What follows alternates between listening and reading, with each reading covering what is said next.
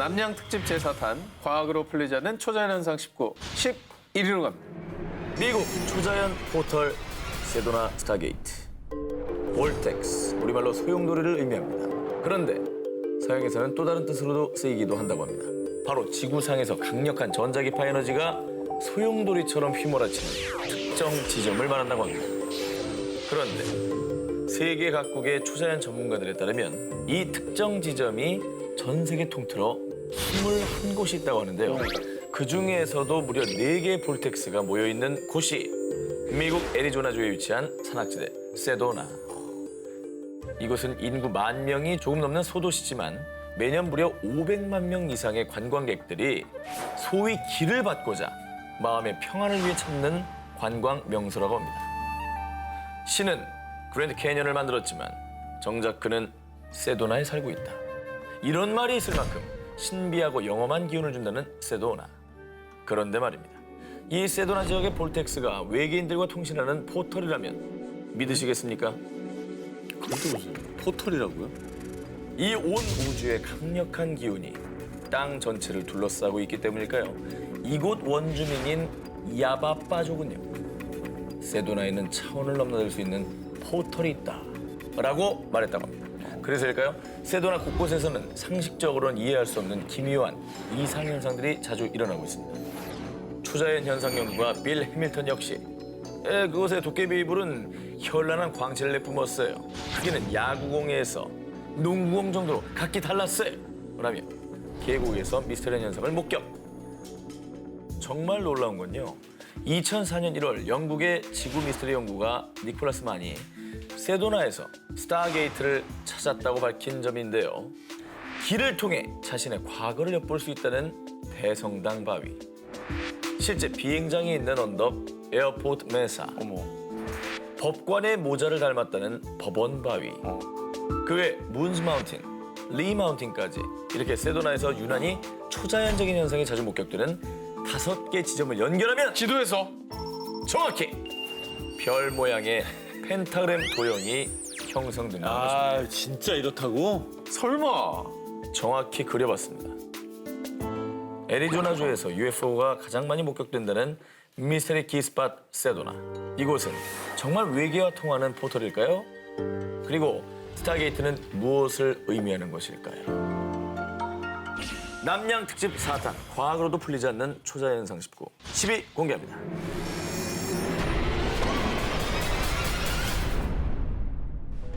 지난 1967년 5월 캐나다의 한 병원을 찾은 스테판 미할락. 그런데 이 남자의 복부에 난 화상 자국은 너무나도 이상했습니다.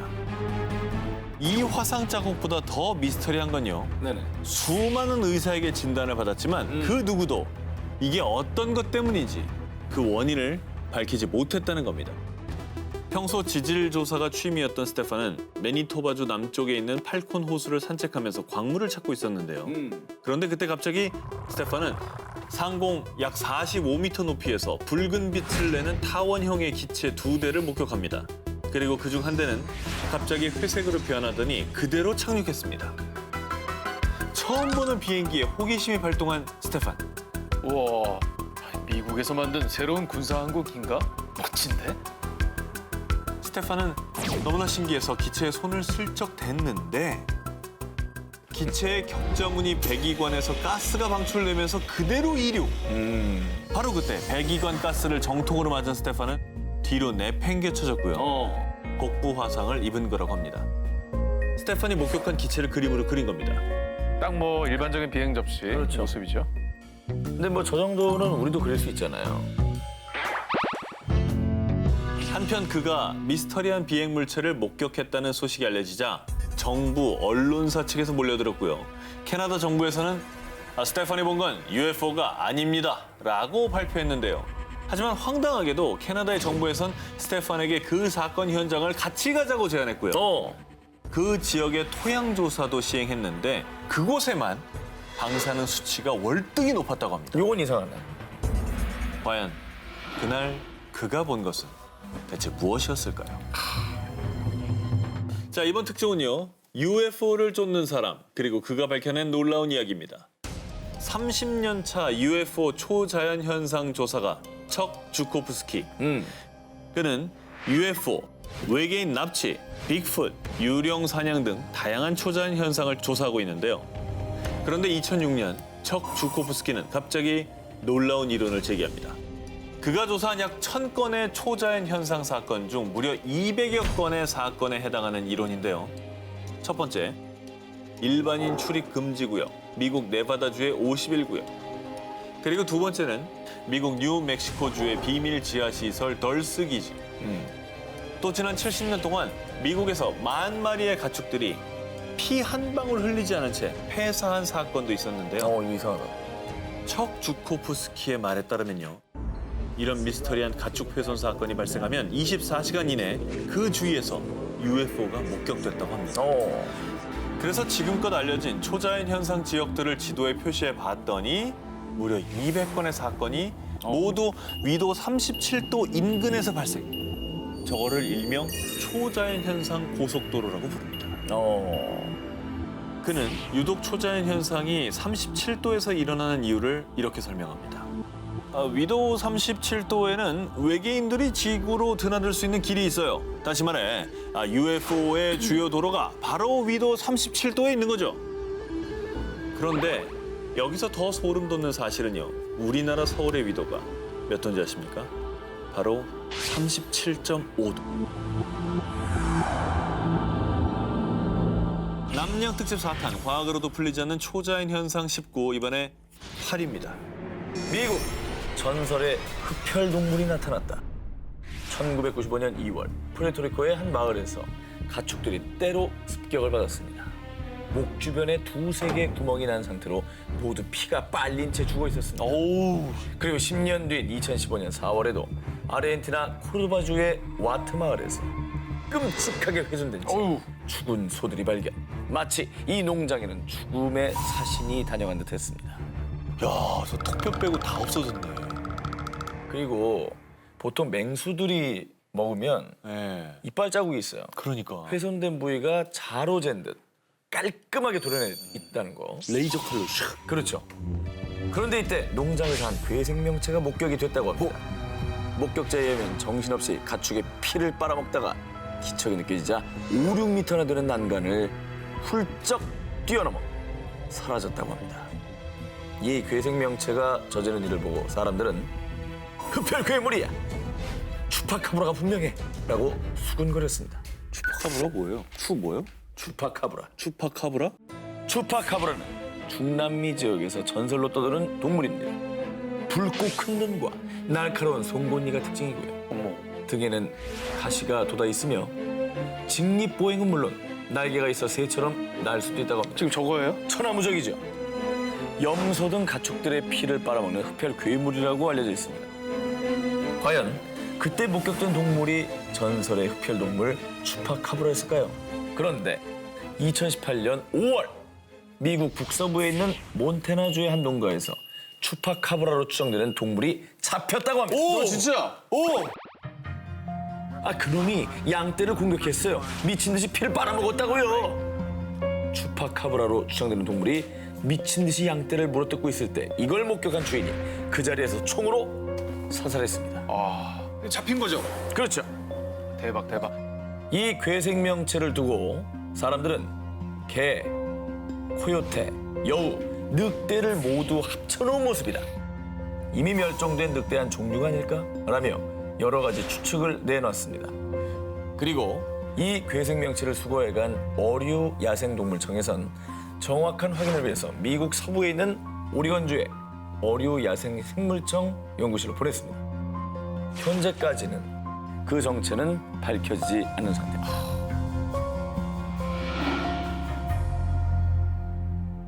남양 특집 4탄 과학으로 풀리지 않는 초자연 현상 19 7위 공개합니다.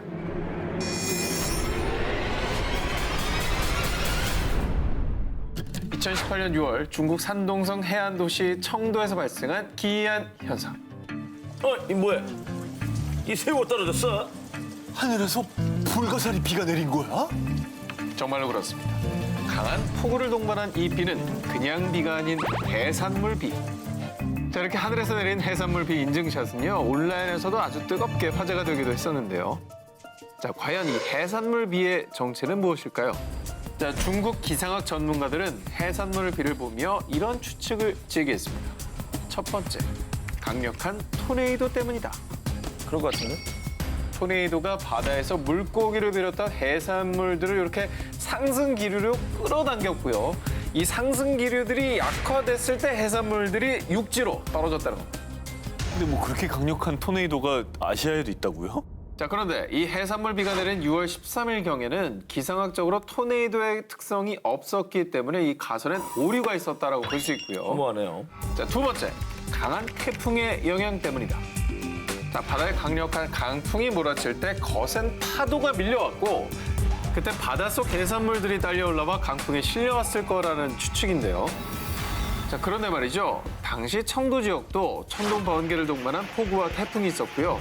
그해 6월에 최대 풍속을 깬 시속 125.28km의 돌풍이 불었다고 합니다. 가능하네 그럼. 그런 거죠. 물리적으로 이제 가능한 상황인 거죠. 네네. 그런데 이 가설에도 약간의 이상한 점이 있는데 바닷속에 있는 해산물들이 육지로 날아왔다고 하기에는 양식 어종이 이 중에 섞여 있었던 겁니다. 게다가 해산물에는 모래나 암초들이 묻어있지 않고 깨끗했다고 하는데요. 뒤이어 전문가들은 태풍이 근처 해산물 시장으로 불면서 어패류와 조개 등을 공중에 날렸고 그것이 떨어졌을 것이다라는 의견도 제시를 했는데요. 오케이. 자, 과연 어떤 것도 정확하게 규명되진 않은 상황입니다. 자, 대체 이 해산물 비는 어디서 온 것일까요? 자, 다음 특종. 이것 역시 하늘에서 일어난 기이한 현상입니다. 세르비아의 수도 베오그라드 북서부에 있는 마을 오드자체에서 온 제보였는데요. 자, 2005년 세르비아의 한 언론사에 걸려온 전화. 여기 수천 마리의 개구리가 하늘에서 떨어지고 있어요! 개구리요? 개구리가 하늘에서 왜 얘 태풍이네 해도. 자, 수천 마리의 살아있는 개구리들이 무려 10분 동안 오드자체 마을에 비처럼 내렸고요. 이 개구리들은 다른 지역으로 이동하지 않은 채 약 3, 4일을 버티다 말라 죽었다고 합니다. 그런데 이상한 점은요. 이 마을에서 본 적이 없는 개구리 종이었다는 건데요. 자, 전문가들에 따르면 이 개구리는 아예 세르비아에서도 보기 힘든 북아프리카에 서식하는 개구리 종이었다고 합니다. 그래서 사람들은 개구리 화물을 실은 비행기가 폭발한 게 아니냐. 그렇지. 이건 종말을 암시하는 거다. 종말의 징조다. 라는 다양한 추측들을 내놨는데요. 근데 저는 이상하게 개구리가 하늘에서 떨어졌는데 2, 3일이나 살아있었다는 게 더 신기한데요? 그러니까 너무 지나치게 높은 데서 떨어진 건 아니다라는 추측도 할 수 있는 거죠. 그렇죠. 예. 자, 그런데요. 사실 이 개구리 비 현상은 이번 사건이 처음이 아닙니다. 오, 진짜? 미국, 영국 등 전 세계 지역에서 아주 오래전부터 개구리 비에 관한 기록이 남아 있는데요. 그 이제 비가 오면은 개구리들도 밖으로 막 나오지 않습니까? 네. 얘네들이 태풍에 찔려가지고 날아온 거죠. 근데 종류가 북아프리카에 있는 종류라며. 그래, 너무 그러면 멀어요. 지중해를 다 넘어간 건데? 아, 진짜 이상하다. 별다른 왜 사건 이런 아니에요. 일이 생겼지? 참 뭐 여러 가지 추측이 나오고 있습니다. 자, 그런데요. 강력한 폭풍이 네네. 어떻게, 왜, 가능하다면 또 개구리만 들어올렸을까요? 자, 같은 종의 생물만, 그리고 또 이 종의 생물들을 한 지역에만 집중시킨 개구리비. 과연 이 개구리비의 정체는 무엇일까요? 자, 저희 남양 특집 4탄 과학으로도 풀리지 않는 초자연상 19를 하고 있지 않습니까? 이제 탑 5만 남겨놓고 있는데 이번 순위부터 저희 스페셜 데스크님과 함께 해보려고 하는데요. 자, 오늘의 데스크죠. 원종호 대표님 나오시기 바랍니다. 환영합니다. 시청자분들께 먼저 인사 좀 부탁드리겠습니다. 복잡 미묘한 과학을 친절하게 이야기하는 과학 토커 원종우입니다. 반갑습니다. 예. 과학 토라고 하시는구나. 그 구독자 수라 해야 되나요? 그 이렇게 청취자분들. 많을 땐 100만 다운로드. 100만. 네. 진짜 보통 어마어마하다. 과학계에서는 그래서 유재석이라고 불리고 있는데 극소수의 사람들끼리만 예. 그렇게 얘기를 하고 있죠. 예. 저희의 특종에 대한 평가를 좀 전반적으로 해주신다면. 네, 중간 평가를 좀 내려주시죠. 오늘 들어보니까는 잘 알려진 얘기도 있지만 좀 참신한 얘기들 꽤 많았습니다. 그건 어때요? 뱀 올려놓는 거. 아, 그거 정말 뱀 치료, 뱀 치료. 그렇죠. 뱀 치료는 저는 뭐 플라시보 효과라고 생각을 하죠. 플라시보. 내가 정확히 얘기했죠? 그 단어를 쓰셨어요? 아니요. 아니요. 내가 여기 안 앉아있죠. 개구리만 간 건 어떻게 생각하세요? 그게 사실 신기하죠. 그러니까 유독 개구리만 간 게 신기하긴 한데 제 아무리 데스크라도 신기한 건 신기한 거예요. 다른 원종 대표님께서 저희 5위 좀 소개해 주시기 바랍니다. 네, 남양 특집 4탄 과학으로도 풀리지 않는 초자연 현상 19 5위 공개해 주세요. 죽음의 계곡 원정대와 금속물체. 2006년도에 러시아 야쿠티아의 지역에서 전해 내려오는 미스터리한 금속물체. 자, 그 물체를 찾아 나선 러시아의 초자연 현상 연구가이자 탐험가 이반 메케르와 원정대. 이들이 찾는 미스터리한 금속물체를 본 목격자들의 증언은 매우 구체적이고 또 다양했습니다. 1936년 한 지질학자가 올구다크 강가에서 가마솥 모양의 큰 형체를 발견. 붉은색을 띤 이 매끄러운 금속의 반구는 두께가 약 2cm 정도였고요. 지름의 약 5분의 1 정도가 땅속에 꽂혀 있었다고 합니다. 자, 그리고 1947년 지인들과 이곳을 찾았던 소년 미카엘 코레츠키는 금속 물체를 목격한 뒤 저는 그곳에서 7개의 큰 금속 물체를 봤습니다. 부리처럼 보였지만 정확하진 않아요. 더 이상한 점은요. 이 계곡에서 코레츠키 외에 5명이 밤을 보냈는데 그 이후에 한 친구는 심한 탈모를, 또 코레츠키의 머리 왼쪽에는 3개의 반점들이 생겼고 두통이 또 심했다고 합니다. 그런데 이들이 미스터리한 금속 물체를 봤다고 증언한 곳은 죽음의 계곡이라 불리는 곳인데요. 목격자도 또 증언도 많지만 정말 의문스럽게도 죽음의 계곡의 위치가 정확하게 남아있지 않았는데요. 그래서 이 미스터리를 풀려는 이반 메케르는 원정대를 꾸려 이 죽음의 계곡을 찾아 나선 겁니다. 그러던 중 괴이한 형태로 자란 식물들 주변에 있는 한 연못을 발견. 오늘은 여기서 묵고 내일 다시 찾아 나선다. 자, 그런데 그 다음날 앞이 보이지 않거나 또 숨이 잘 쉬어지지 않는 등 기이한 신체 이상을 느꼈다고 하는데요. 심지어는 두통과 오한으로 졸도하는 지경에까지 이르자 이반 메케르 원정대는 뗏목을 타고 그곳을 빠져나왔다고 합니다. 비록 미스터리한 금속 물체는 발견하지 못했지만 이들이 세상에 알린 건 죽음 계곡의 좌표. 올구다크 강에서 북동쪽으로 약 40에서 50km 떨어진 지점이라고 하는데요. 미스터리를 풀 수 있는 키가 되겠네요. 일단 좌표가 나온 거죠. 좌표가 나왔으니까. 다시 가서 봐도 되는 거 아니에요? 첨단 장비를 가지고. 그렇습니다. 과연 이 미스터리한 금속 물체의 베일은 벗겨질 수 있을까요?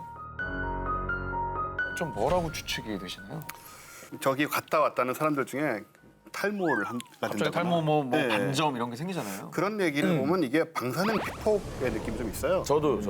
처음에 저게 밝혀진 게 1947년 뭐 이럴 텐데 네네. 그때가 소련이 마침 핵무기 개발을 한참 진행하고 있을 때입니다. 그렇죠.